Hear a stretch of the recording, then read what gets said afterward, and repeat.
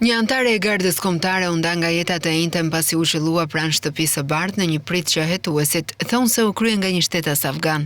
Presidenti amerikan Donald Trump fajsoi për sulmin dështimet e verifikimit të emigracionit gjatë udhëheqjes së Bidenit, ndërsa urdhëroi një shqyrtim gjithëpërfshirës të rasteve të azilit. Sarah Beckstorm, 20 vjeç, nuk i mbijetoi plakëve të marra, ndërsa kolegu i saj i gardës Andrew Wolf, 24 vjeç, po luftonte për jetën, bëri të ditur Trump, ndërsa hetuesit kryen atë që zyrtarët e quajtën një hetim për terrorizëm pas të shtënave të së mërkurës. FBI-a kontrolloi ndërtesa të shumta në një hetim që po zgjerohet, përfshir një shtëpi në Washington të lidhur me të dyshuarin, për të cilin zyrtarët thanë se ishte pjesë e një njësie të mbështetur nga CIA në Afganistan, përpara se të vinte në SBA në vitin 2021 në kuadër të një programi zhvendosjeje. Agentët sekuestruan pajisje të shumta elektronike nga rezidenca e të dyshuarit, i identifikuar si 29 vjeçari Ramanullah Lakanual, duke përfshirë telefona celular, laptop dhe iPad, teksa intervistuan edhe të afërmit e tij, bëri të ditur drejtori i FBI-s në një konferencë për shtyp.